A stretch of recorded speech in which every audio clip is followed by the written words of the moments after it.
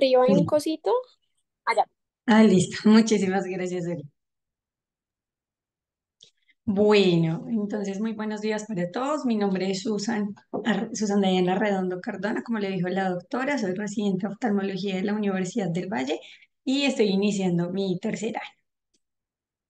Hoy vamos a hablar del tema de deficiencia de células madre limbares. Les tengo un derrotero de propuesta. Entonces vamos a hablar sobre la definición, las bases anatómicas y fisiológicas de esta enfermedad, la historia, las causas, los signos clínicos, el diagnóstico, el tratamiento y vamos a hablar sobre el artículo propuesto por la doctora.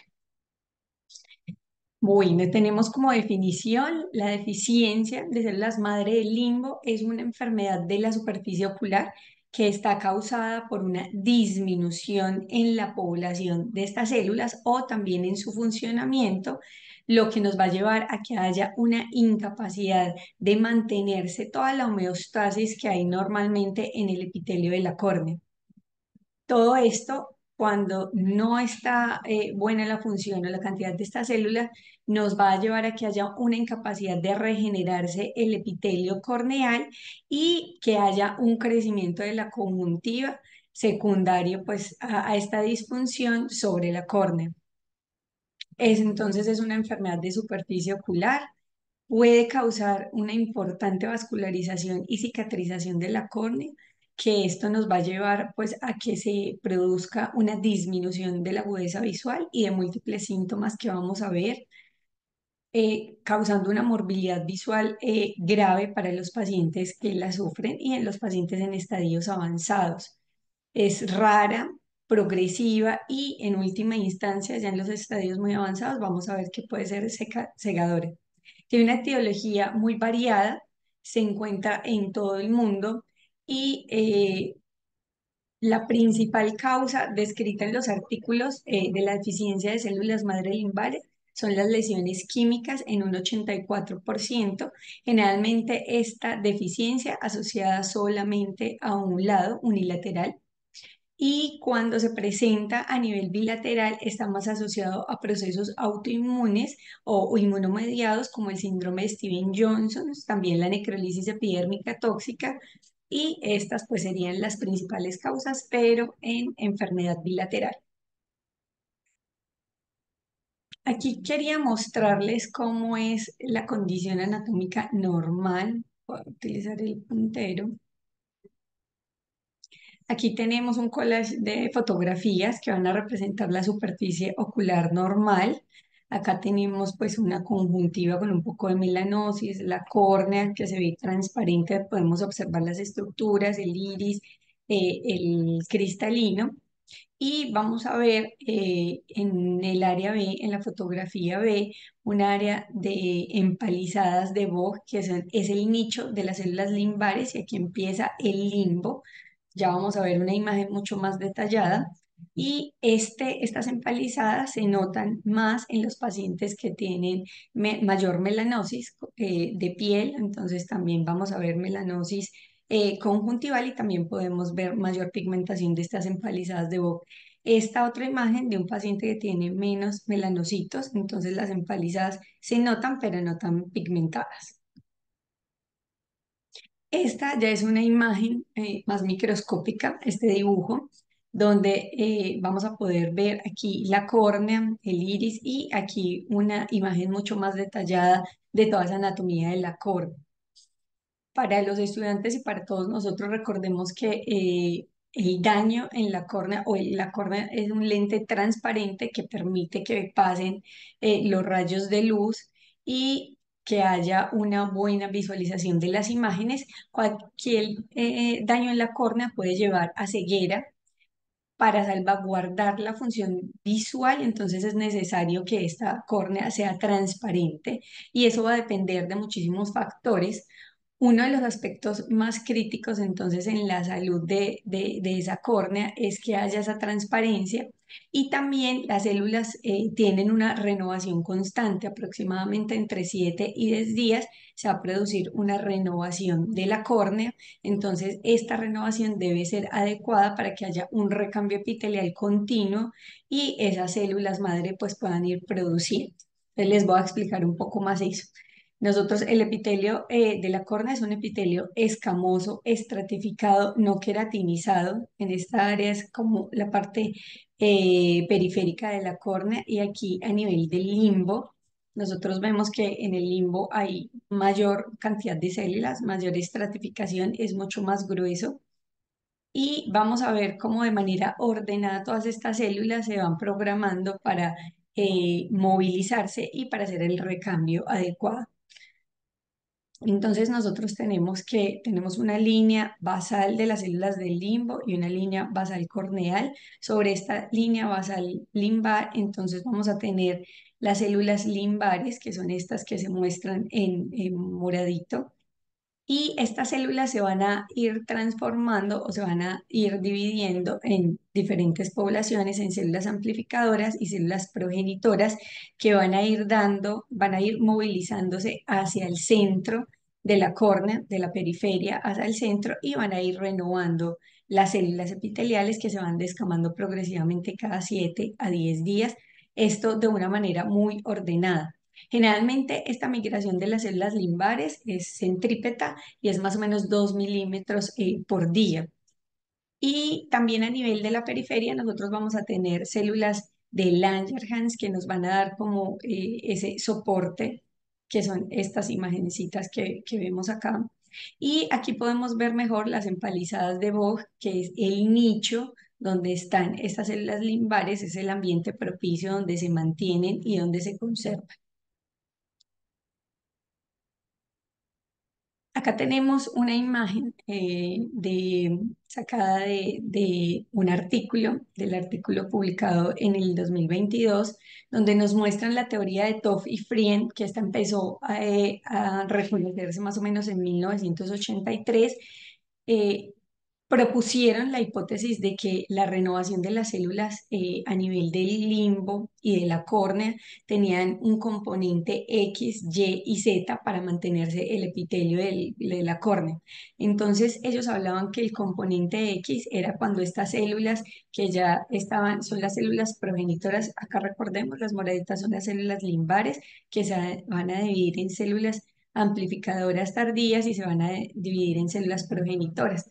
Esas células limbares van a ir migrando centrípetamente cuando llegan a la córnea, entonces van a irse hacia la parte más superficial, entonces van a hacer el recambio estratificado.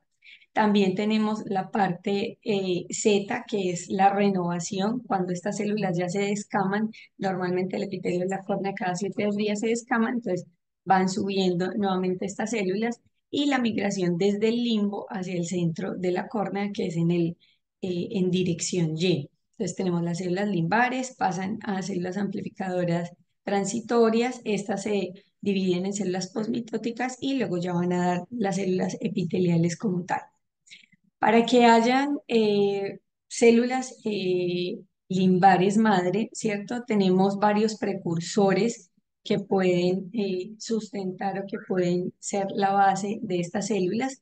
En estudios que se están desarrollando, las células madre pueden provenir de mucosa oral, digamos, cuando vamos a hacer trasplantes o necesitamos otras fuentes para estas células, también pueden provenir de folículos pilosos de células madres pluripotenciales. En la pulpa dental también se encuentran precursores para estas líneas celulares y células mesenquimatosas también. Bueno, las células limbares, entonces, como les había dicho, se van a dividir en células amplificadoras y células progenitoras que nos van a dar como toda la estirpe de las células corneales. Se cree que toda esta diferenciación va a estar dirigida por un gradiente de rigidez estromal entre el limbo y la córnea. Y toda patología que altere esa arquitectura o dañe todo ese nicho de las células limbares, pues va a causar un daño importante en la córnea, va a alterar la regeneración de las células y puede ser una causa potencial de deficiencia de células madre limbares. Aquí vemos en estas imágenes, en la fotografía, entonces la anatomía del limbo también con las empalizadas de Bock, aquí como las vimos.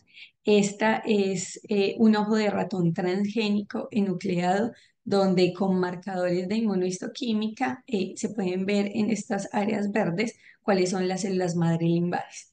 Y también se muestra en estructura compleja en 3D con tomografía, entonces cómo se ven anatómicamente estas empalizadas de Vogt, que son como estriaciones donde está el nicho de las células limbares, y aquí la fotografía agrandada, todas estas áreas están con células madre limbares, son como las criptas donde permanecen estas células.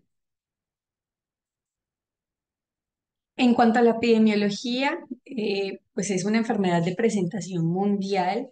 Hay reportes de datos no establecidos como generalizadamente, pero sí por países. Entonces, en el Reino Unido se dice que hay más o menos 240 casos por año. Aproximadamente en Estados Unidos es más o menos 1 a 5 por 10.000 habitantes.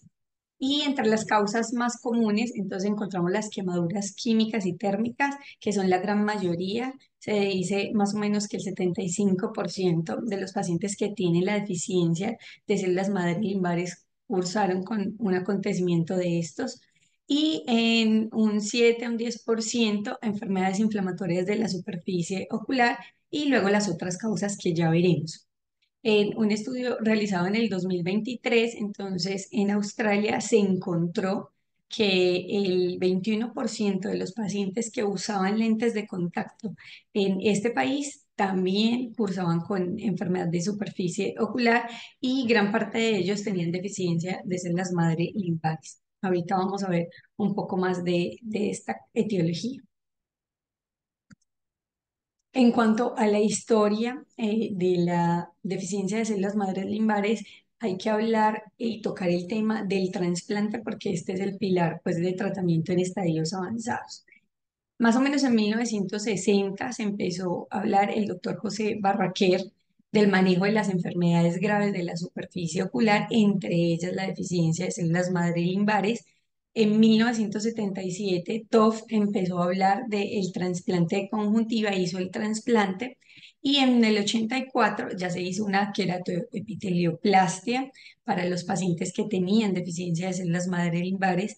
En el 80, Shermer y colaboradores asociados con Potten y Loeffler hablaron ya de la función como tal de las células madre limbares y ya empezaron a crear protocolos de gestión exitosa.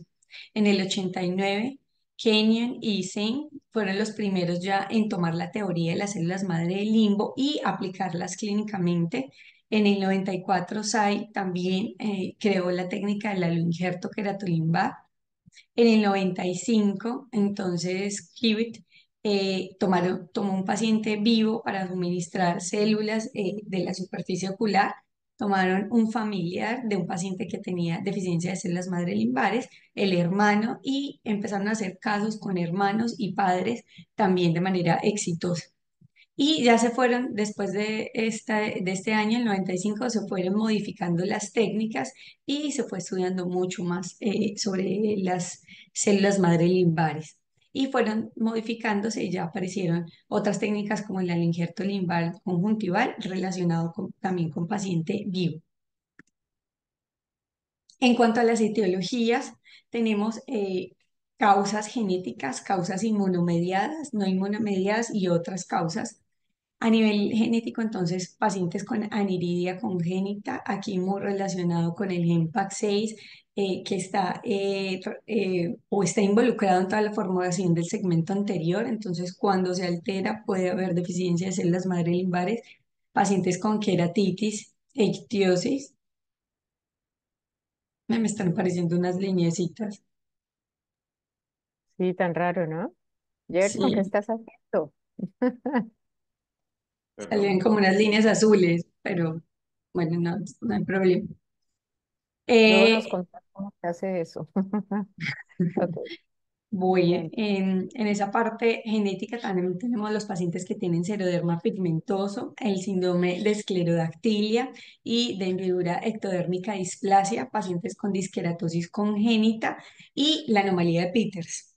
En cuanto a los procesos inmunomediados, entonces tenemos importantemente el síndrome de Steven-Johnson, la necrólisis epidérmica tóxica, como lo vimos en algunos reportes, casi que es el 70, pues tienen la segunda causa más importante, el pemfigoide de membranas mucosas, la queratoconjuntivitis vernal y la enfermedad de injerto contra huésped.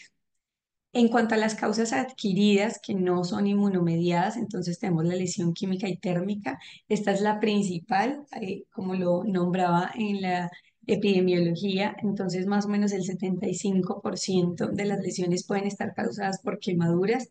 También lesión por radiación, uso de lentes de contacto, múltiples cirugías limbares, pacientes con queratopatía ampollosa, enfermedades crónicas de los párpados y enfermedades oculares infecciosas. Y hay otras causas como los tumores de superficie ocular, también inducida por fármacos como los que utilizamos para tratar las neoplasias de superficie ocular, 5-fluoracilo, la mitomicina C, también hidroxiurea.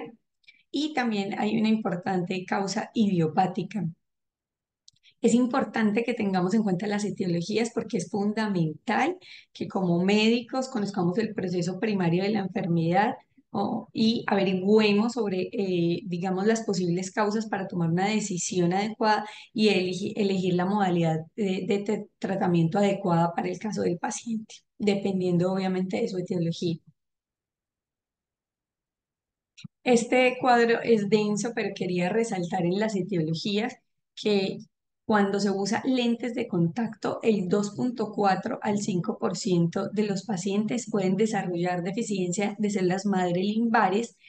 Esta hipótesis es multifactorial y se cree que puede ser por trauma mecánico cuando se coloca el lente de contacto, también porque haya una lubricación insuficiente, en general como un mal uso de los lentes de contacto, que también el paciente tenga factores predisponentes, que tenga, digamos, que duerma con los lentes de contacto y no se los retire después del tiempo determinado que se indica, que son 8 horas, pues para en la gran mayoría de los casos.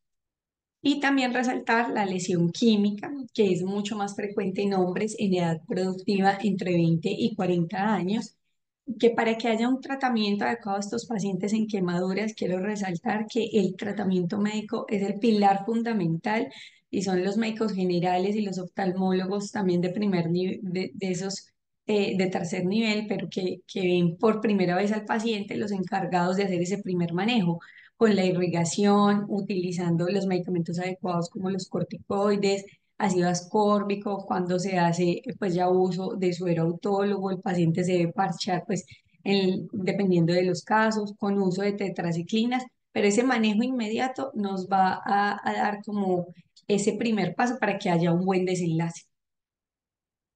En cuanto a las causas, en este artículo indio, entonces hablan sobre las causas divididas en si es unilateral o bilateral, entonces por eso lo traigo a colación.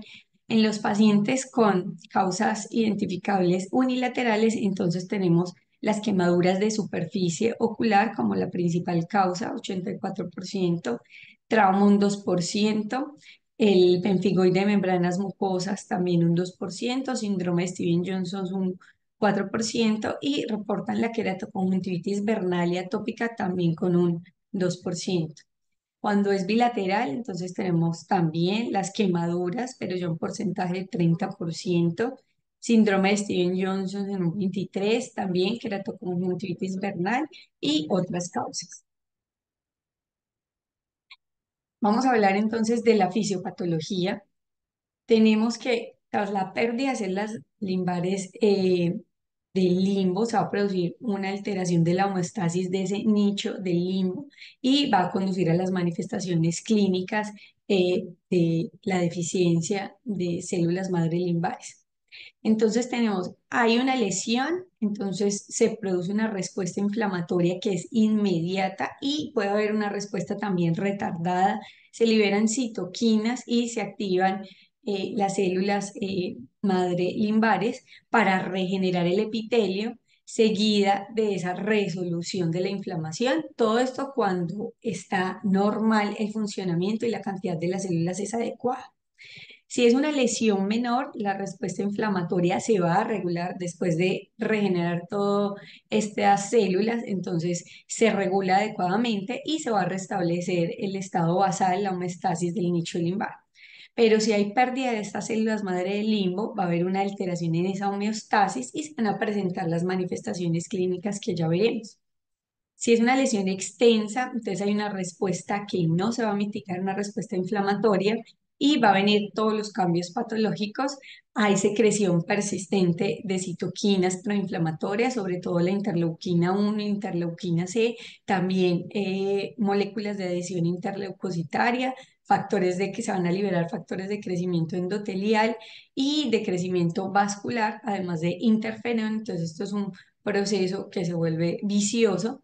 Hay una respuesta defectuosa de ese nicho limbar y se va a empezar a alterar la cicatrización de las heridas, se va a comprometer más la función y van a presentarse todas las manifestaciones que ya vamos a ver.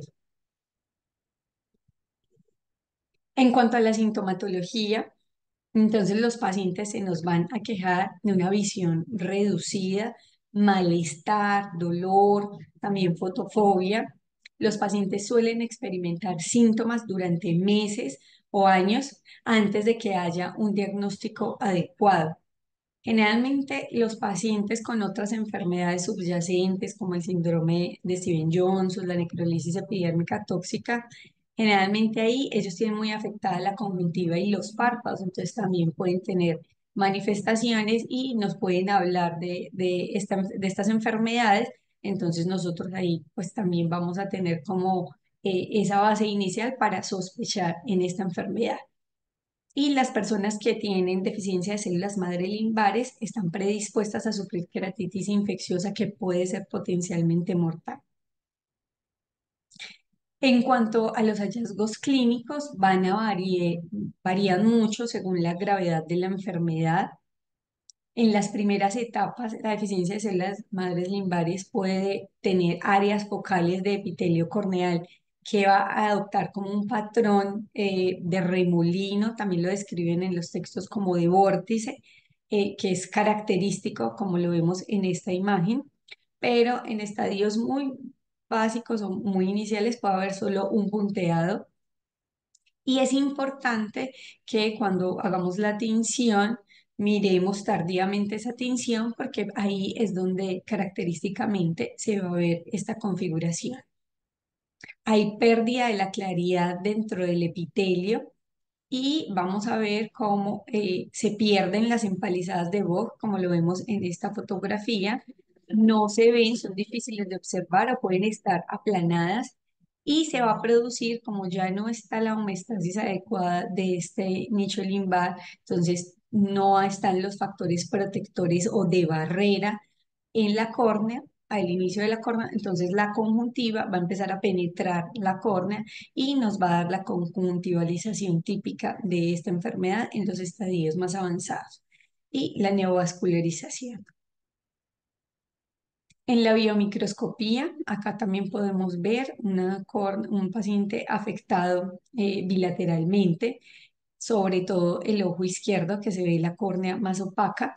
Vamos a ver neovasos que están entrando a esa córnea, más en el ojo izquierdo, donde en la parte superior e inferior es donde más se nota.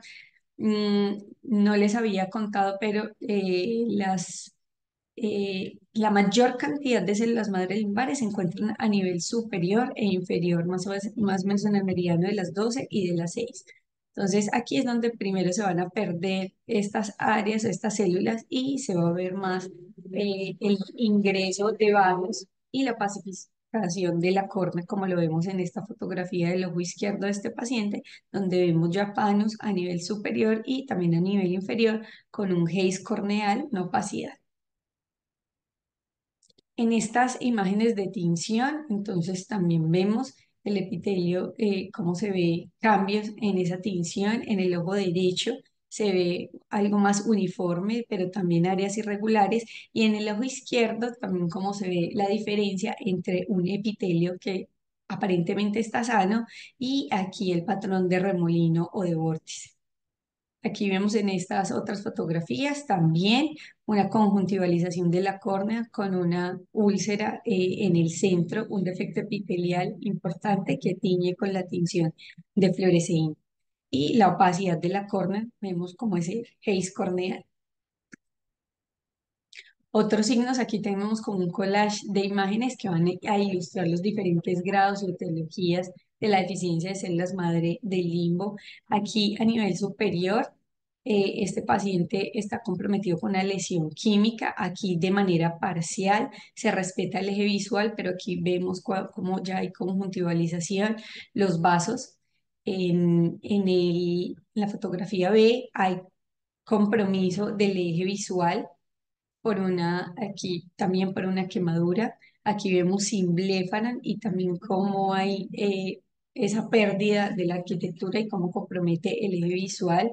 En las imágenes D y E hay una lesión total, una deficiencia de células madre limbares totales y compromiso también del eje visual mayor en el ojo izquierdo. Este paciente fue por una quemadura química. Acá también tenemos una keratoconjuntivitis primaveral crónica que llevó a una deficiencia de células madre limbares. Aquí vemos en esta córnea superior puntos de Horner-Trantas, que eso nos habla de característica de esta keratoconjuntivitis. Y también tenemos en estos pacientes por una epidermolisis ampollosa, un pemfigoide y aquí un pemfigoide de membrana mucosa, donde también ya hay conjuntivalización y compromiso total.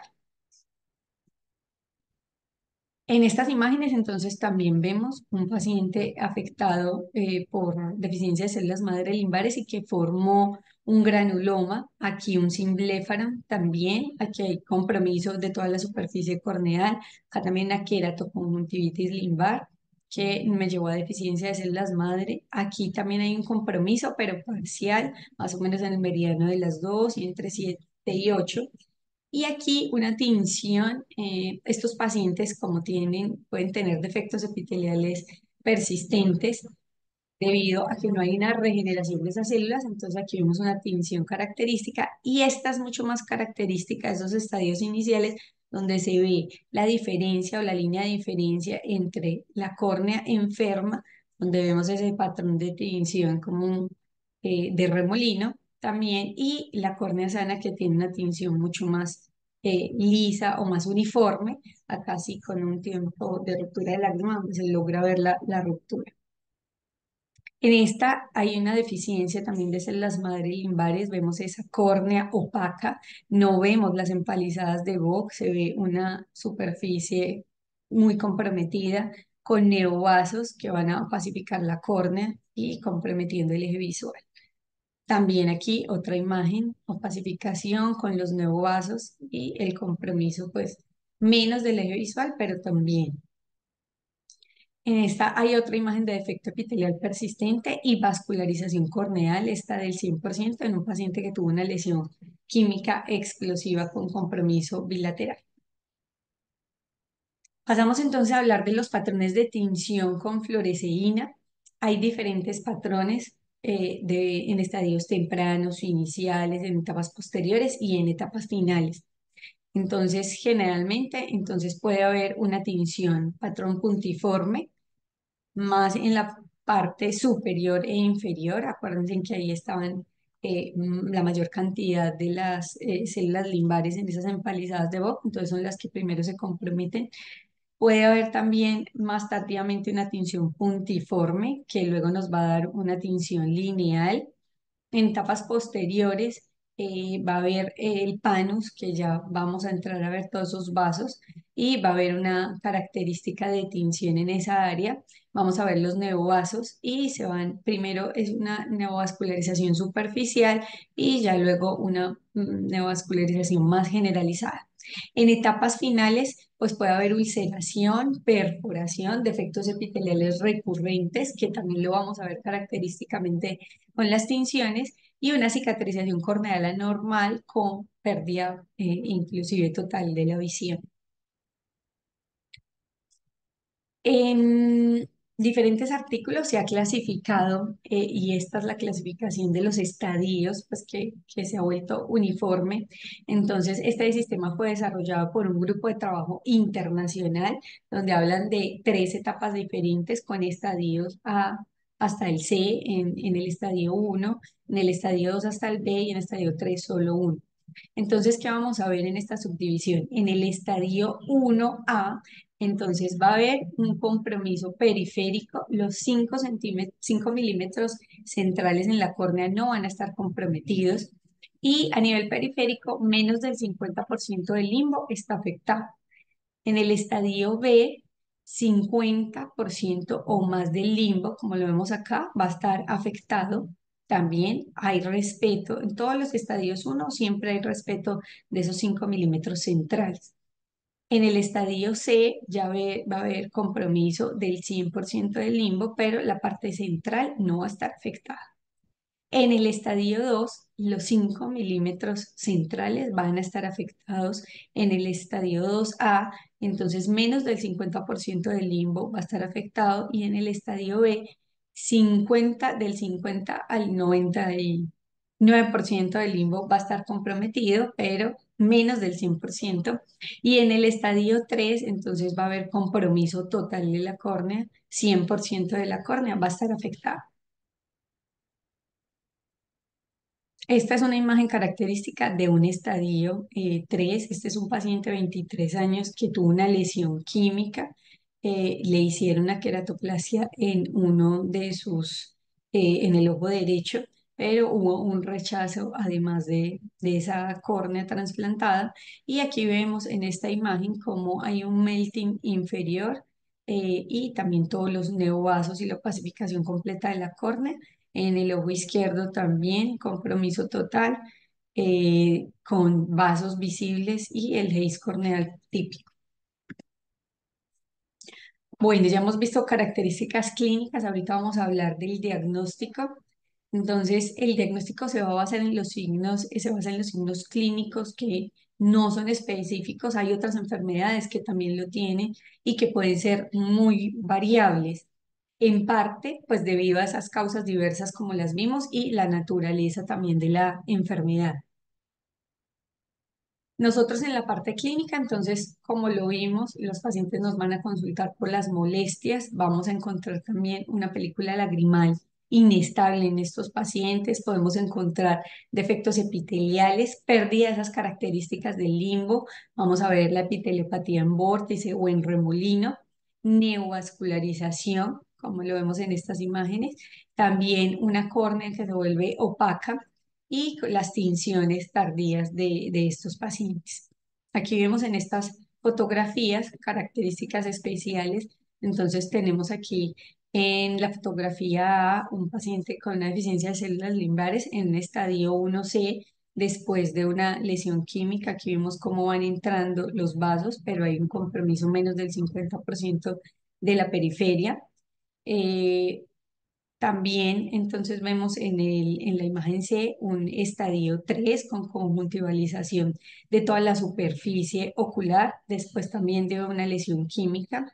En la imagen C entonces tenemos un paciente en estadio 3 también después de una lesión química, y vemos cómo hay conjuntivalización de toda esta superficie de la córnea y hay opacificación del estroma que afecta el eje visual. En la imagen D vemos este mismo ojo bajo la luz azul de cobalto después de la tinción con fluoresceína, y cómo se ve este defecto persistente de la córnea, un defecto epitelial que se tiñe pues de manera brillante con fluoresceína.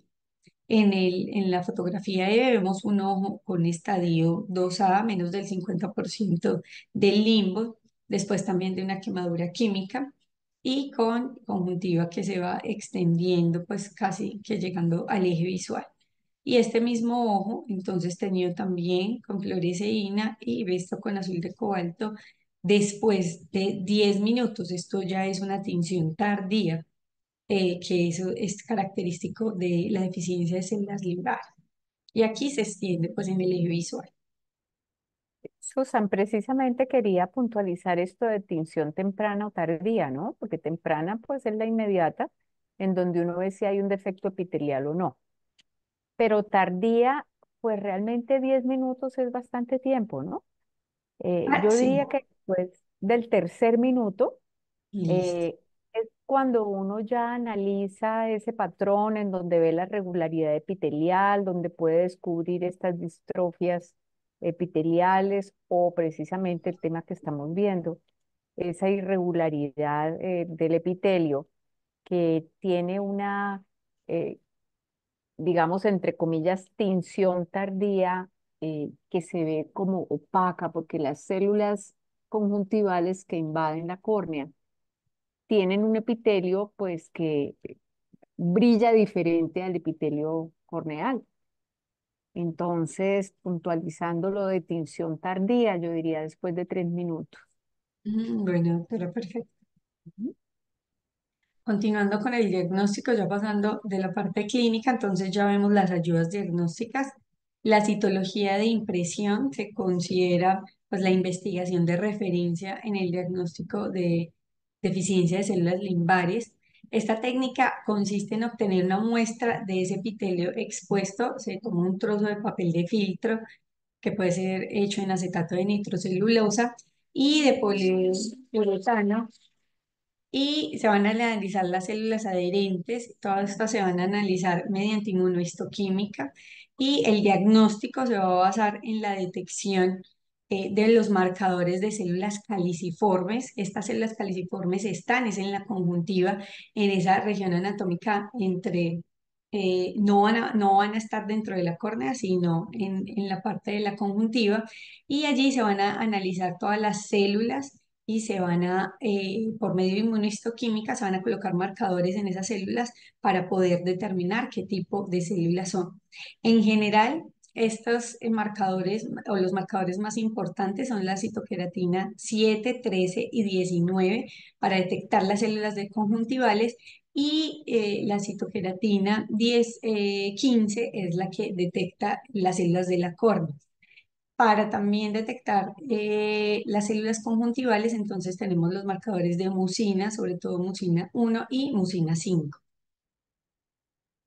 Cuando se hace la evaluación por citología de impresión, se evalúa si hay células corneales o no, pero hay pacientes que pueden tener deficiencia de los marcadores de la córnea porque hayan enfermedades, digamos, como enfermedades de superficie, que ya haya inmunomediación como el síndrome de Steven-Johnson o en la necrolisis epidérmica tóxica, donde esos marcadores de la córnea van a estar disminuidos, entonces estos van a tener baja sensibilidad, y que no aparezcan en la citología de impresión no indica que no haya enfermedad. Sobre todo en estas dos patologías, entonces también cuando hay compromiso de la conjuntiva puede no haber células caliciformes. Entonces aquí vemos en estas fotografías, en esta primera fotografía, una tinción de un paciente que tuvo una quemadura ocular. Como se ve una tinción, aquí no está muy clara la imagen, pero sí hay una tinción puntiforme. Y vemos cómo en la imagen se muestran las células caliciformes, que son estos goblet cells, que son los que nos van a dar la característica típica, o con eso vamos a saber que hay conjuntiva sobre la córnea. Acá les pusieron marcador por inmunohistoquímica y resalta en esta tinción esas células caliciformes. Siempre recomiendan, cuando leía lo de citología de impresión, que se debía seguir una técnica de muestreo estandarizada para que no se vaya a afectar la cantidad y la calidad del tejido y se puedan obtener estas imágenes. Y también en la citología, entonces, se va a ver disminución de esos ramificaciones nerviosas, que eso nos va a hablar también de un compromiso importante en esta enfermedad. Aquí en la imagen B vemos una imagen de tomografía donde, de este mismo paciente, donde se ve ese epitelio hiperreflectante y disminuido en grosor, que es característico, como lo vamos a ver ahorita cuando hablemos de tomografía. Esta imagen quiero traérsela los diferentes marcadores que se estudian, y son muchos, pero pues estos son los más importantes, sobre todo las citoqueratinas, como lo decíamos, para identificar esas células conjuntivales. El siguiente examen que nos ayuda para poder hacer diagnóstico es la microscopía con focal de barrido láser in vivo. Entonces, el diagnóstico se basa en los signos producidos por la invasión anormal del epitelio conjuntival en la córnea y en menor medida en el daño o la destrucción de la arquitectura limbal normal. Entonces, se va a alterar las empalizadas de Vogt y las células limbares, entonces no se van a visualizar en la microscopía. Las células se van a volver borrosas, se van a volver metaplásicas, va a haber fibrosis y eso se va a observar. Y la densidad también de las células epiteliales se va a disminuir, se va a ver disminuida. La baja densidad en el plexo nervioso también es una de las características y en los últimos estudios se dice que una densidad baja de este plexo tiene una sensibilidad y una especificidad alta para hacer diagnóstico de deficiencia de células madre limbares. Más o menos se dice que cuando hay un volumen de células disminuido de menos de 7.930 células por metro cuadrado de estas células basales, entonces es diagnóstico de deficiencia de células madre limbares. En las imágenes, entonces tenemos eh, muestras de microscopía confocal. Entonces, en la imagen A tenemos un borde, aquí está el borde entre el epitelio corneal, que son estas flechas, y la córnea conjuntivalizada, que son las punticas de flecha. Miren cómo cambia la estructura de esas células. Se ven estas mucho más oscuras y estas con bordes brillantes y distintos.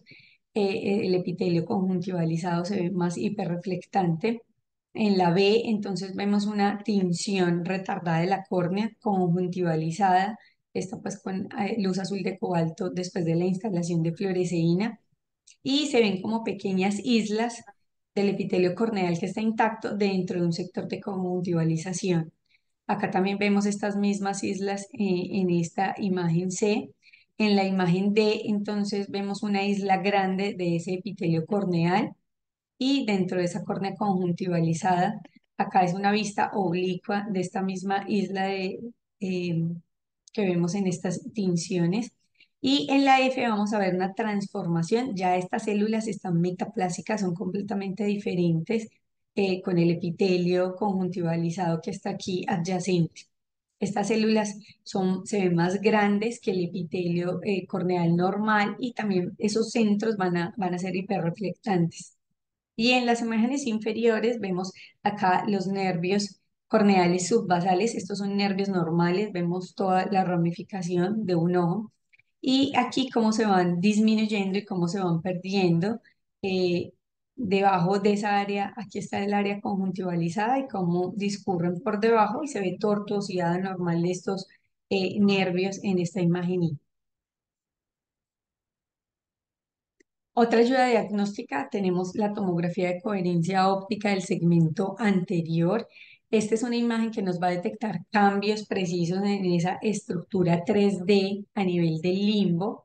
Se va a ver pérdida de las ondulaciones estromales y hay disminución de ese espesor epitelial corneal. Entonces se van a tomar medidas para definir y hay pérdida de la transición de la claridad entre el epitelio de la córnea y el epitelio de la conjuntiva.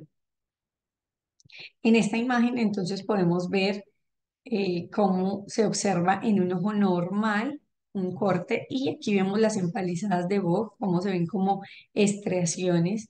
Entonces aquí es donde están esas células madre limbares y aquí ya en un paciente afectado por deficiencia de células, entonces cómo se ve el epitelio disminuido de tamaño menor diámetro, menor grosor, cómo se ve la conjuntiva ingresando y avanzando más o menos 200 micras sobre la córnea. Y aquí también cómo se cambia la estructura, cómo se aumenta el grosor en la periferia donde está la conjuntiva superpuesta a la córnea. El angio-OCT también nos ayuda, se ha informado pues que hay un aumento progresivo en la densidad de la vascularización y esto se va a ver en este examen, eh, que va extendiéndose esa vascularización hacia la córnea. Entonces, con este examen podemos diferenciar entre una deficiencia de células limbares u otras enfermedades que causen también una neovascularización. Generalmente nosotros vamos a observar que la densidad vascular superficial es controlada y un porcentaje mayor a 0,38% nos hace un diagnóstico de deficiencia de células madre limbares. Esto tiene una sensibilidad del 97% y una especificidad del 73%. En esta figura de angiografía por tomografía de coherencia óptica se va a ver en la figura A entonces una ilustración de una vasculatura limbal normal. Se ven unos vasos regulares en forma de horquilla, que lo vemos aquí en estas punticas de flecha amarillas, y los vasos conjuntivales que llegan todos hasta el limbo de manera muy regular. Y en la imagen B, entonces vemos un paciente con una deficiencia de células madre del limbo, hay una invasión vascular de esa córnea periférica, hay distorsión del anillo anular, como lo vemos acá regular, acá no está, de esos vasos limbares también que entran y se ven estos vasos aquí con las flechas, no lo indica. En cuanto al tratamiento, entonces el tratamiento médico es el pilar fundamental del manejo de los pacientes. Tiene como objetivo entonces mejorar y mantener la visión de los pacientes, reduciendo o previniendo que haya una progresión de la enfermedad, que no haya opacificación de la córnea y que no empeore o no se presente la neovascularización de la córnea. Las molestias de la superficie ocular se van a reducir restaurando entonces la película lagrimal y reduciendo la inflamación de la superficie ocular. Este tratamiento o el tratamiento médico es el principal, sobre todo en estadios pues, iniciales en un estadio 1 y alternativamente al tratamiento médico pues, puede desempeñar un papel importante en esa estabilización de la progresión de la enfermedad para que se eviten posibles complicaciones o llegar a casos avanzados que afecten ya la córnea central, que ya sería un estadio 2 y 3, mientras que el paciente pues ya en estos estadios espera tratamiento quirúrgico. Entonces, en este tratamiento inicial implicará que se prescriban lubricantes, lágrimas artificiales, que haya una buena higiene de párpados, que se utilicen compresas tibias, tendiendo sí como a ser más tibiecitas para optimizar esa función de, de las glándulas de meibomio y mejorar ese componente graso de la lágrima. Es importante destacar que todas las gotas pues deben estar libres de preservantes para evitar que haya más compromiso o más lesión de esas células de la superficie ocular.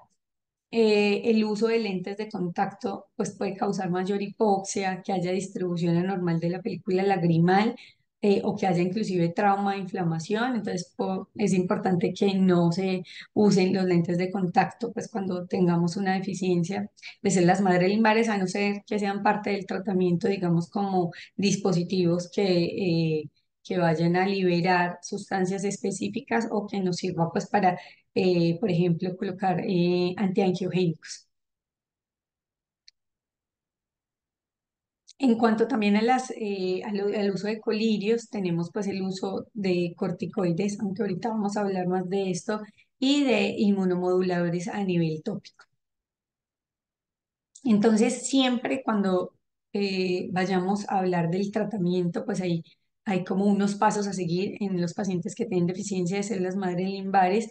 En el consenso global de deficiencia de células madre limbares hay un derrotero a seguir paso a paso, entonces hay que optimizar esa conjuntiva y esos párpados, una reconstrucción en caso de ser necesaria en los pacientes que tengan compromiso, medicamentos antiinflamatorios como tratamiento también inicial, optimización de esa lágrima, la optimización del epitelio de la superficie y el manejo quirúrgico ya en estadios avanzados y la rehabilitación visual.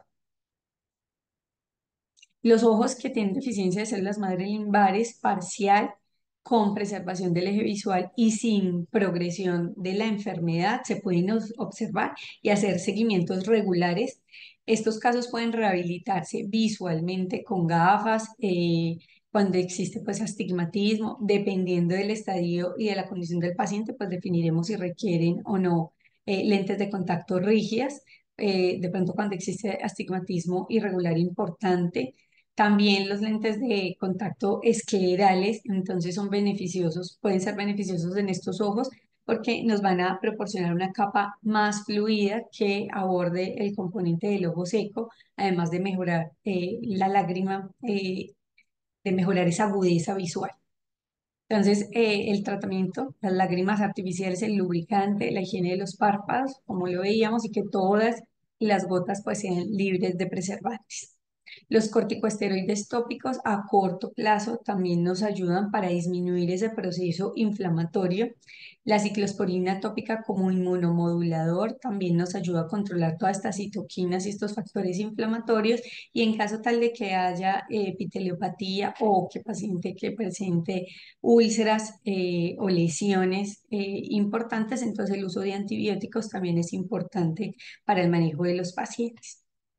Aquí vemos el PROS. Este es un lente o un reemplazo protésico de ecosistema de superficie ocular que también puede ayudarnos cuando usamos antiangiogénicos para disminuir entonces en estos pacientes la neovascularización. Hay otros factores de crecimiento para revitalizar el nicho limbar, entonces tenemos factores de crecimiento exógenos que también se consideran un pilar en el tratamiento que nos ayudan a restaurar la función del nicho limbar, entonces se ha utilizado el suero autólogo que es rico en factores de crecimiento, en receptor de factor de crecimiento epidérmico, factor transformante beta, tiene también vitamina A, fibronectina, vitaminas y muchas citoquinas que ayudan a restaurar pues la superficie ocular, que sea más saludable. Entonces nos van a ayudar en estos pacientes. Y preparaciones también derivadas de plaquetas que son ricas en sustancias antiinflamatorias nos pueden servir en el manejo de estos pacientes. En cuanto a al tratamiento, los medicamentos inmunosupresores pues deben ser usados sobre todo después de procedimientos de rehabilitación de superficie ocular o de esos pacientes que se les realiza procedimientos quirúrgicos.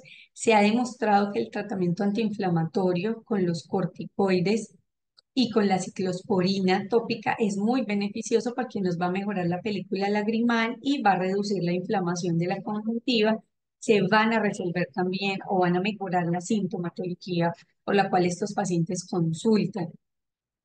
En cuanto al manejo con corticoides, pues puede ser indefinidamente, pero con un seguimiento estricto por las reacciones adversas que puede haber, las cataratas, los cambios de presión, glaucoma. Entonces, pues se debe controlar al paciente de manera periódica. Oral se puede utilizar a 1 miligramo por kilogramo día los primeros meses, sobre todo después de procedimientos quirúrgicos como trasplantes. La ciclosporina tópica también usada 2 veces al día, está de manera indefinida. Si se va a usar oral, entonces tener en cuenta la dosis de 3 miligramos por kilogramo día y más o menos un periodo de 1 a 1,5 años. Tacrolimus también lo tenemos tópico y oral, también lo podemos utilizar más o menos el mismo periodo de tiempo.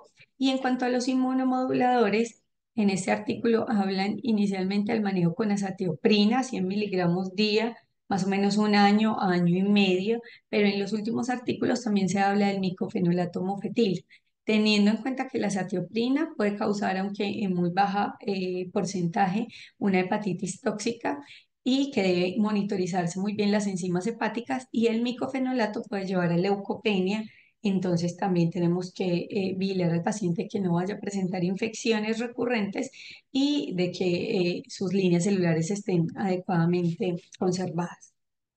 Este artículo que acabas de presentar, ¿de qué año es, Susan? Es que no está ahí en la referencia abajo. 2016, 2010, perdón, sí, sí. 2016.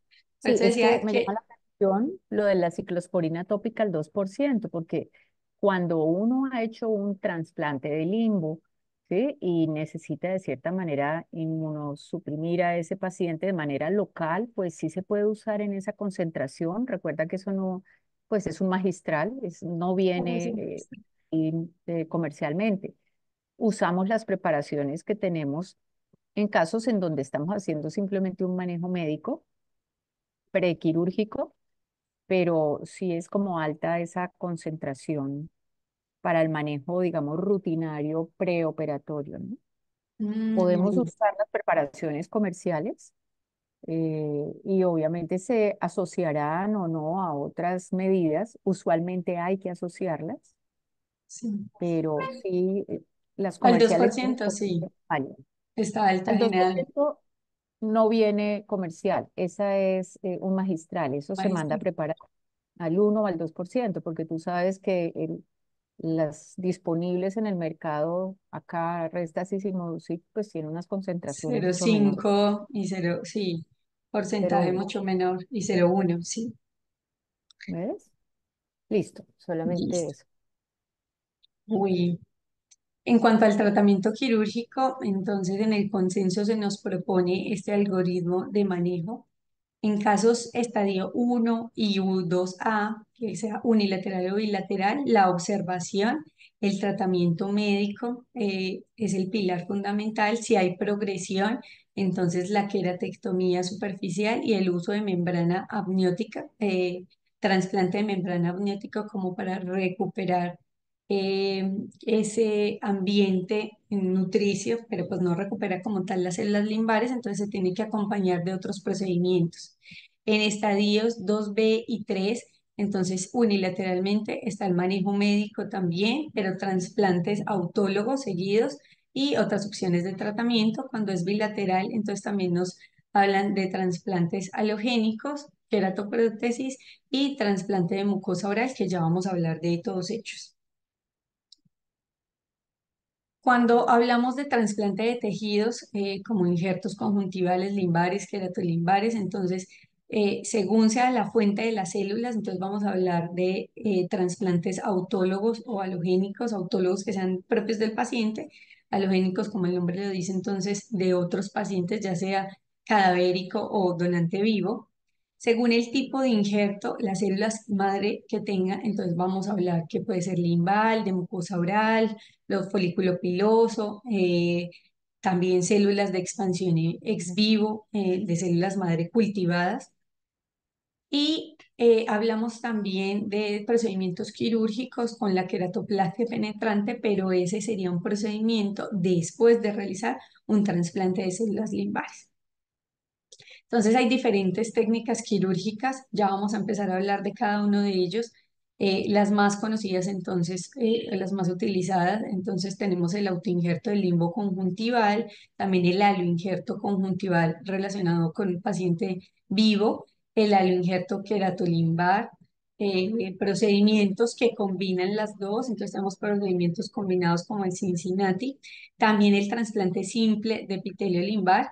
En general, en toda la literatura siempre los nombran por las siglas, entonces vamos a tenerlas en cuentas. El SLED, trasplante de epitelio limbar, el trasplante de epitelio limbar cultivado, entonces el CLED, y el trasplante de epitelio mucosa oral, también el COMET.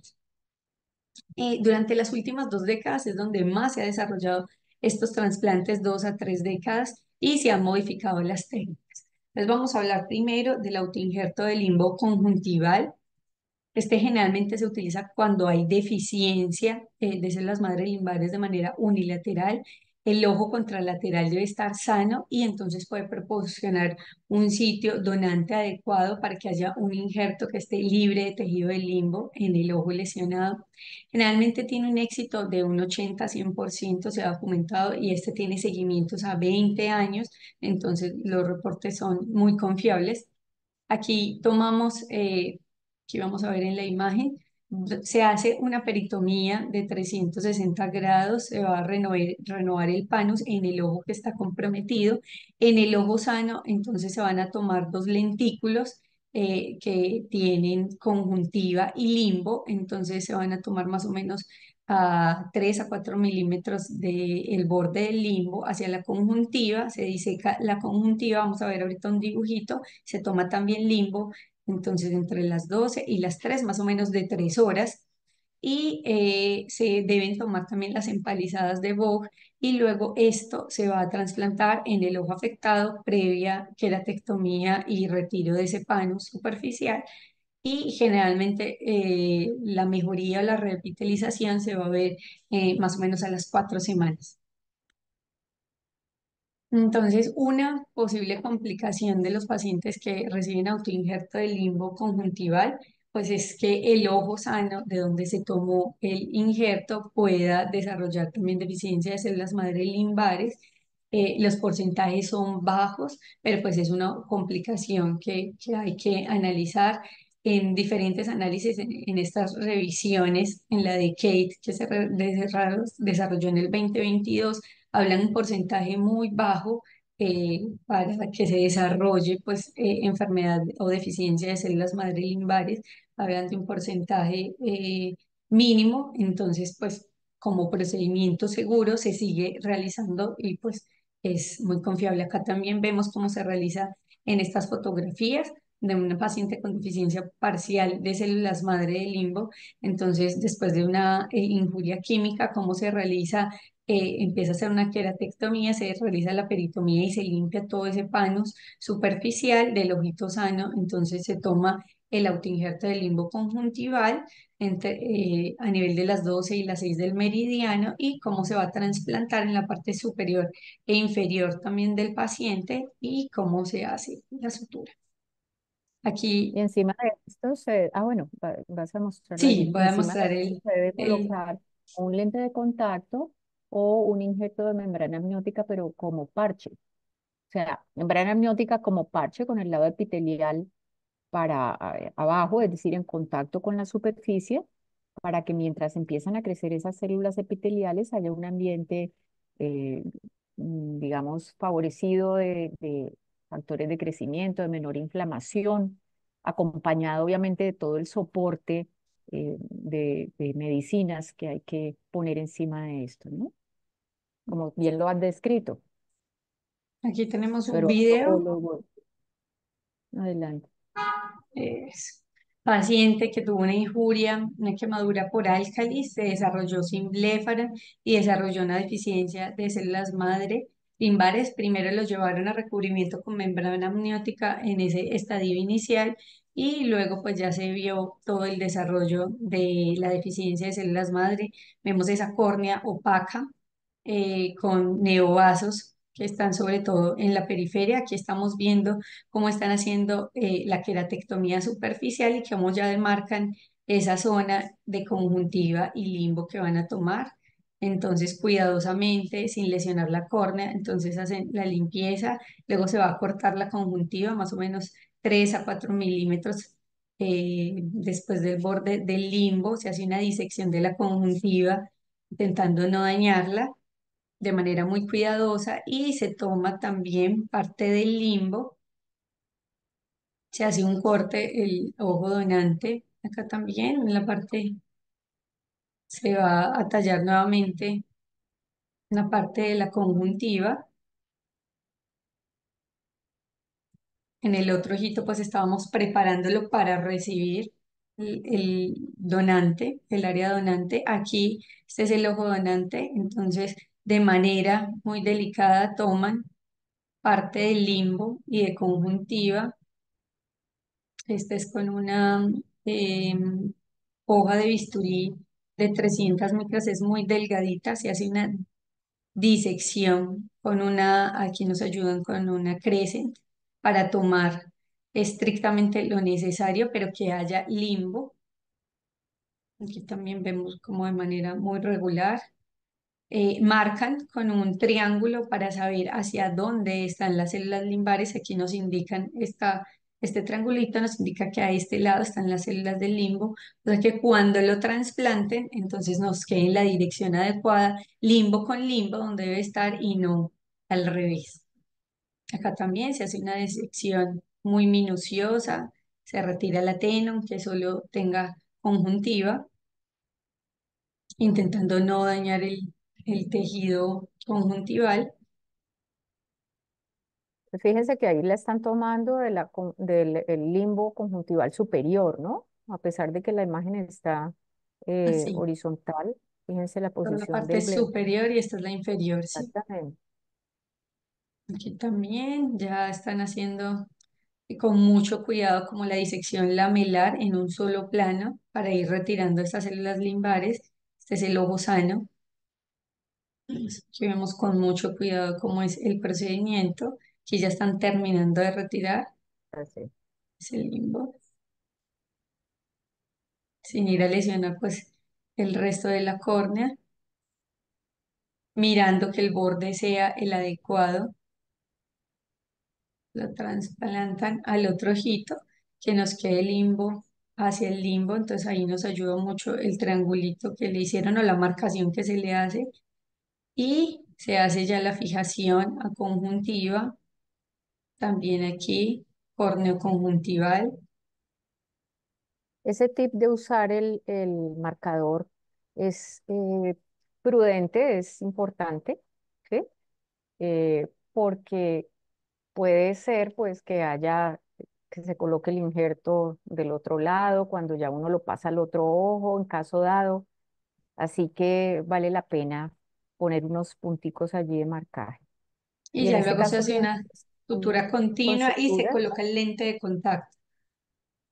Exacto, uno puede simplemente poner los dos puntos de anclaje y poner glue, si se usa, Ah, o si no, también. pues de la manera usual.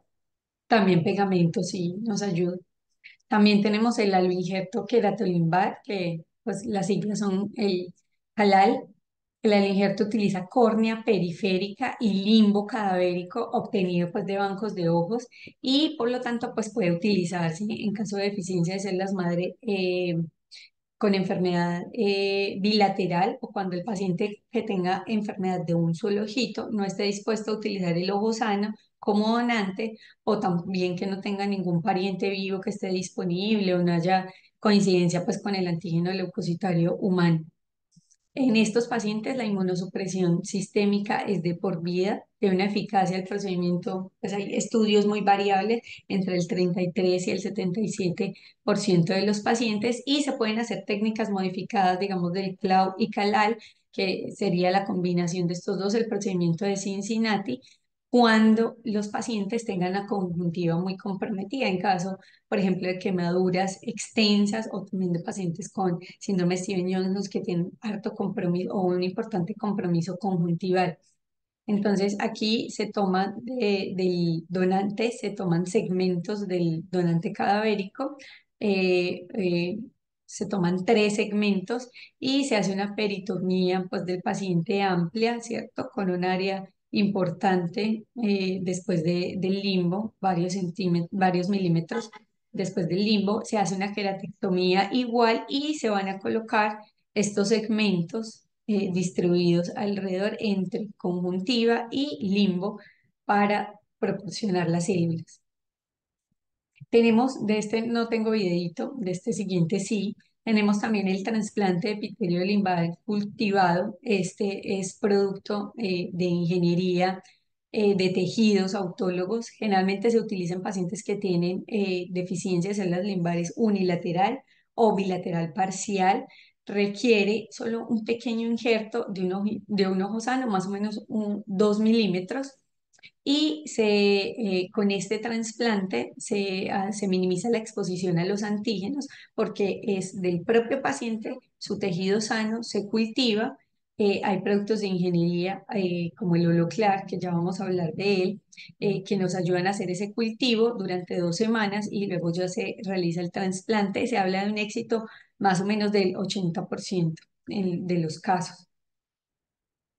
Acá tenemos entonces el uso del Holoclar, que fue aprobado en el 2015 por la Agencia Europea. Se aprobó inicialmente para quemaduras oculares. Este es un medicamento de regeneración tisular que va a ser o va a dar un ambiente óptimo a esas células que se toman del donante, esas células limbares para que crezcan.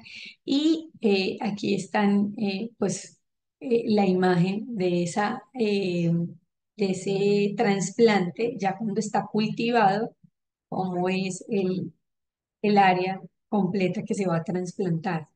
Entonces se toman esa capa de células limbares del paciente de 2 milímetros, se les adiciona excipientes, el holoclar, y todo eso va a estar rico en fibrina, en factores de crecimiento, en aminoácidos, en vitaminas, que va a mantener todas esas células preservadas. Tiene un tiempo de 2 semanas, o sea, se debe tomar la biopsia o la muestra del paciente, se cultiva durante 2 semanas y luego ya se coloca. Entonces son dos procedimientos, tiene un costo alto realmente, pero tiene un menor riesgo, digamos, para los pacientes que donan. Ese ojito donante, pues como es una pequeña muestra, entonces tiene menor riesgo de desarrollar deficiencia de células madre limbares. Aquí tenemos un video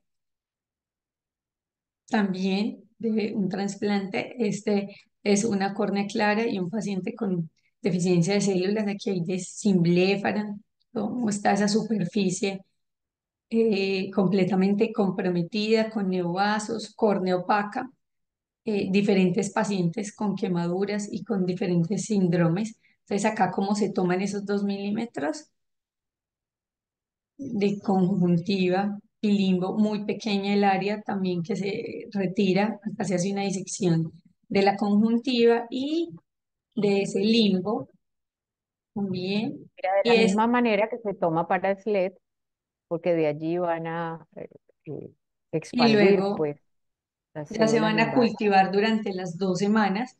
Ya después de las 2 semanas se tiene todo este epitelio, que es toda esta membrana que aquí, perdón, están retirando, haciendo la queratectomía, la limpieza de esa superficie corneal. Y este es lo cultivado, esta membrana es la cultivada. Acá vemos las imágenes del paciente después del trasplante del CLET, cómo recuperó y cómo mejoró esa pacificación corneal y cómo mejoró la agudeza visual. Y también, pues este más o menos es una fotografía a los 12 meses donde se ve una excelente evolución. Tenemos también el trasplante epitelial limbal simple, que es el SLED.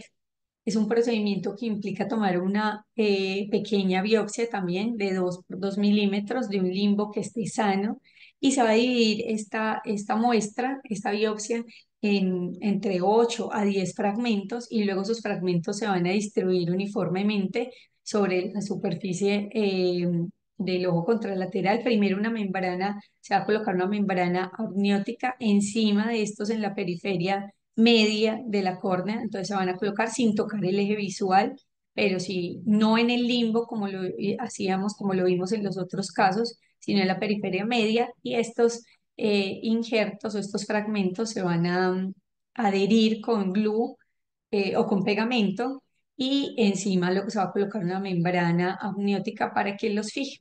Entonces, vemos que primero debe haber un limbo sano del paciente, del ojo que, pues, que esté no comprometido por la enfermedad.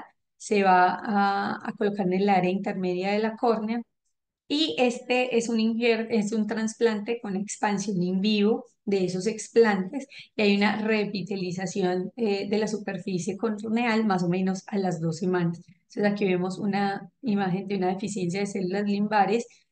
Acá como se le realiza la queratectomía inicial, el retiro.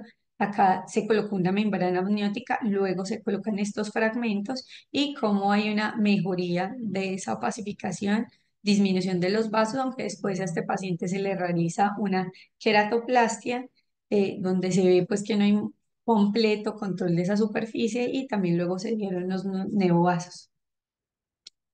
En el SLED Esta es otra imagen de un paciente con una quemadura química después del trasplante, cómo recuperó esa transparencia de la córnea. Aquí todavía se ven esos fragmentos adheridos. Y en esta tomografía, cómo está inicialmente ese epitelio disminuido de grosor con una alteración con la conjuntivalización acá de la córnea, y luego después del SLED, cómo se normaliza ese grosor del epitelio y cómo ya se ve completamente normal. Aquí les traigo un video también de un SLED.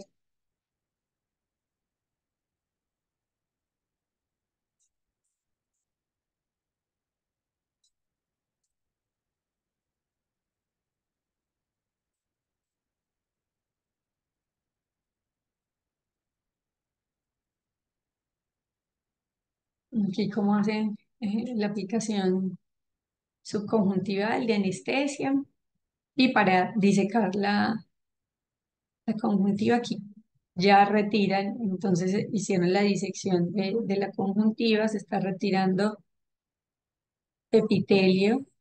La conjuntiva es muy pequeña la que se retira, epitelio y limbo. Acá se hace la queratectomía. Nuevamente, este es el ojo comprometido por deficiencia de células madre limbares. Se le hace la peritomía para preparar.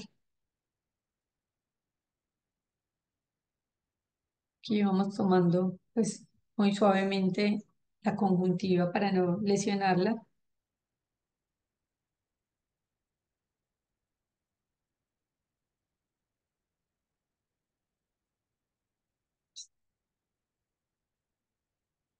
Aquí vemos cómo está ya dispuesta toda la peritomía, cómo se hizo la disección de la conjuntiva. Se limpia ahí toda la superficie de la córnea, que ya está desepitelizada.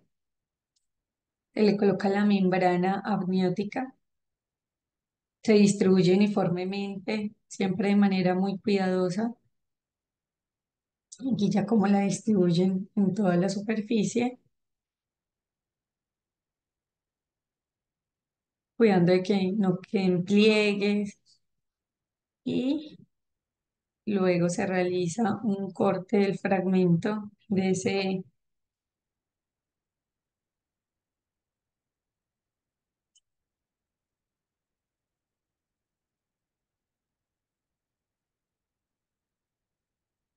epitelio. Entonces, como del epitelio simple, trasplante, cómo se coloca en la periferia, luego se le coloca glue o pegamento, pues para que se fije estas áreas, se fijen en la membrana amniótica, que va a ser como el lugar propicio de nutrición. Acá la idea de colocarlas en la periferia media es que luego ellas tienen un crecimiento expansivo y entonces van a ir recuperando toda la superficie de la córnea. Entonces, así como para resumir las técnicas, las principales técnicas quirúrgicas, tenemos el CLAW, el CLED y el SLED. Generalmente en los estadios 1 se utiliza el CLAW y el CLED en el 2. Tiempo entre los procedimientos: solo el CLED pues, se demora los tejidos cultivados, porque primero hay que hacer el cultivo 2 semanas y luego ya se coloca.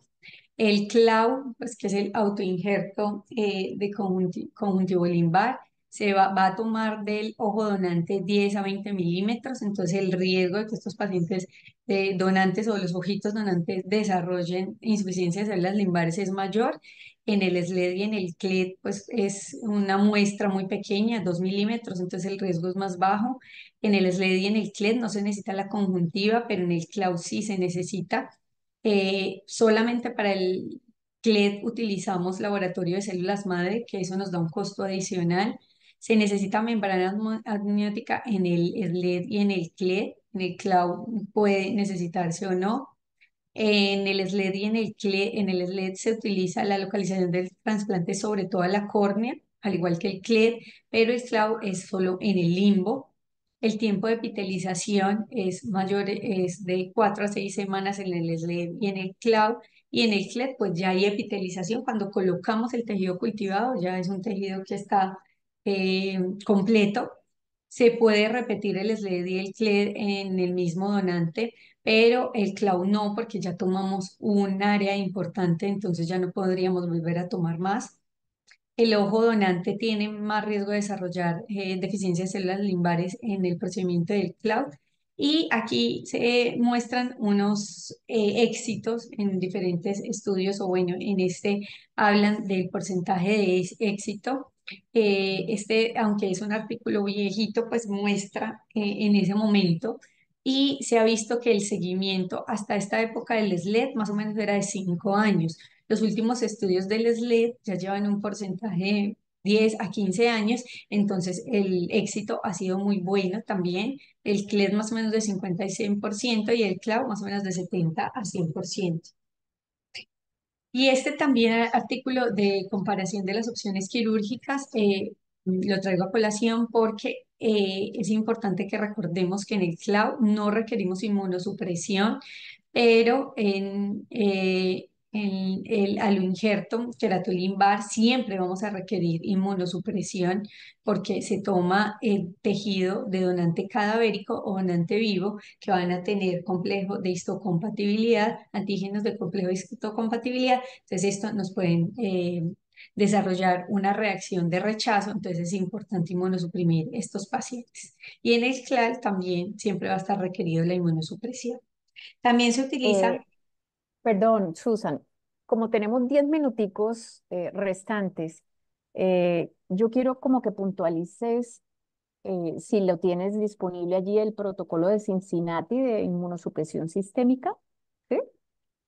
Y los tips importantes del artículo sugerido, porque tenemos, como te digo, 10 8 minutos minutos. en este momento. Nos queda Listo. claro todas estas alternativas quirúrgicas que de verdad las deberíamos utilizar más, incluso nosotros pobres, cuando no tengamos el glue, el SLED, se puede hacer poniendo los pedacitos del injerto contralateral, los pegamos con un poquito hasta de la misma sangre del paciente y ponemos encima el lente de contacto, si no disponemos del glue, digo yo. Y el tip ahí es mantener ese lente de contacto durante por lo menos 3 semanas para que retenga estos fragmenticos que luego ya se van como adhiriendo y hasta se van lisando ellos solitos. Pero importante el concepto de que cuando es un autoinjerto, obviamente no necesita inmunosupresión, pero en estos CLAL, etcétera, cualquier aloinjerto lo necesita. Muéstrenos entonces el protocolo de Cincinnati de inmunosupresión sistémica y las 3 tips más importantes del artículo sugerido. Listo. Doctora, no, lo del protocolo no lo tengo, quedaría pendiente, lo presento para dentro de 8 días porque no lo tengo acá en las diapositivas. Lo Ok, leí, pero pero no lo tengo. básicamente sí vale la pena pues mencionarlo, porque una de Ujú. las temores de por qué uno no hace estos procedimientos a lo injertos es el manejo de la inmunosupresión sistémica. Entonces, conocerlo, nosotros tenemos que trabajar, digamos, concomitantemente con el nefrólogo o con el reumatólogo que maneje la inmunosupresión. Bueno, Listo, sí. pero conocer. Lo quedo Listo. debiendo, pero en la próxima sesión lo coloco. Entonces, el artículo propuesto para esta revisión es porque los especialistas en córnea se resisten a tratar a los pacientes que tienen una enfermedad grave de la superficie ocular. Entonces se hizo el propósito de este artículo fue revisar en el banco con los pacientes que se fueron sometidos a procedimientos en el Banco de Ojos de Estados Unidos y querían destacar como la escasez de cirujanos que realizaban la cirugía de trasplante de células madre limbares y porque esos trasplantes no se hacían con inmunosupresión para los pacientes que tenían deficiencia de células madre limbares y se hacían tratamientos subóptimos y habían cuáles obstáculos para que se realizara un adecuado tratamiento. Entonces hablaban en el artículo que la deficiencia de células madre limbares pues es un trastorno que es cegador, que todo especialista en córnea pues encontraba en su práctica médica. Entre los obstáculos, coloquemos, entre los obstáculos que más encontraron para los pacientes o para los especialistas, era que no reconocían, había hallazgos que no se reconocían directamente como enfermedad o como deficiencia, había miedo a controlar la inmunosupresión sistémica, no había una familiaridad para trabajar con los médicos de trasplante, para trabajar con los reumatólogos, en Estados Unidos pues sí hay un médico específico de trasplante.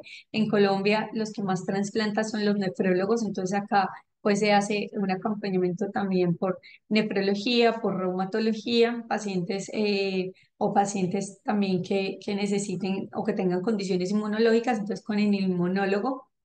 No hay programas establecidos, lo reconocieron como un obstáculo para trasplantar la superficie ocular, entonces eso lo plantean ellos como un desafío para que se creen en las diferentes instituciones donde se realiza el trasplante, en esos grupos de apoyo y esos grupos pues para tomar decisiones en cuanto a estos pacientes. Y encontraron que en los corneólogos o los especialistas que realizaban trasplante, inicialmente tomaban procedimientos o realizaban procedimientos más sencillos donde no tuviera que inmunosuprimirse el paciente, entonces podían retardar el manejo óptimo de los pacientes. También encontraron que la falta de exposición durante el entrenamiento a este tipo de procedimientos y que no había una formación adecuada en ellos limitaba para que se pudieran desarrollar en la práctica posterior las intervenciones y también que había una inercia para tomar decisiones de manejo, unas conductas diagnósticas y terapéuticas. Eh, los resultados de este estudio, después de revisar toda la base de datos de 10 a 15 años, de 15 años del banco de ojos, encontraron que muy pocos especialistas en córnea optaban por las técnicas de trasplante con inmunosupresión, que los tratamientos eran subóptimos por la falta de exposición, por la falta de entrenamiento, por el susto a la inmunosupresión sistémica y que había un desconocimiento como tal de la seguridad de inmunosupresión sistémica con una monitorización adecuada. De pronto ese seguimiento tan estricto que debe hacerse en los pacientes inmunosuprimidos podría limitar entonces, porque pues las consultas no siempre con oftalmología son como muy periódicas, entonces eso también limitaba y concluyen que hay una gran necesidad o una necesidad insatisfecha de tratamiento de ceguera corneal secundario a la deficiencia de células madre limbares. Como recomendaciones, ellos dejan que la enfermedad que causa ceguera no debe ser pasada por alto y que todas las instituciones deben tener programas académicos para ello, reconocer que la enfermedad es grave y que hay que trabajar en el manejo para evitar la ceguera por esta causa, que los pacientes que tienen deficiencia de células madre limbares pues tienen una calidad de vida muy baja y que pueden tener dolor crónico, que eso les va a limitar en su vida, que se deben crear programas y ellos pues hacen como un llamado a que se puede hacer y que el tiempo de hacerlo es ahora. Como conclusiones para mí me quedaron pues que gran parte del éxito en el manejo de estos pacientes con deficiencia de células limbares está en estabilizar la superficie ocular, sobre todo antes de las opciones quirúrgicas, para asegurar que haya un éxito también después de esto, y que es importante reconocer los signos tempranos.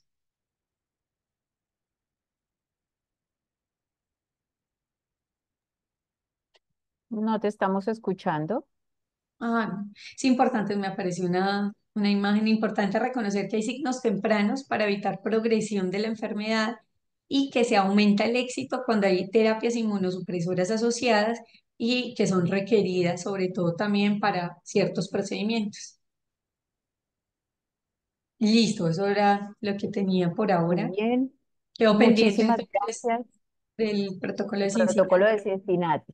Pero has expuesto de una manera muy apropiada, primero la anatomía,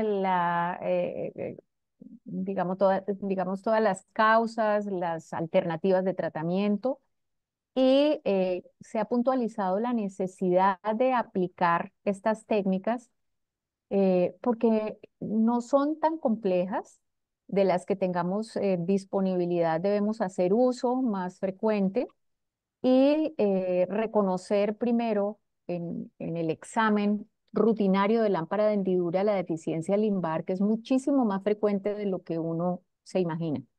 ¿Listo?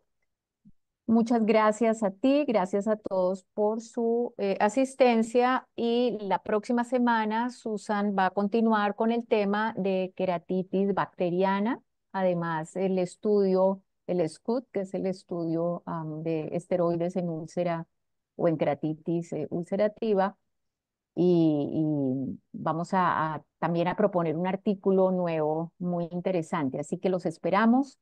De nuevo, gracias por su asistencia, que tengan un lindo día. Muchísimas gracias a Gracias todos. a todos. Buen Hasta día. luego. Hasta luego. Buen día. Bien, Susan. Gracias, Doug.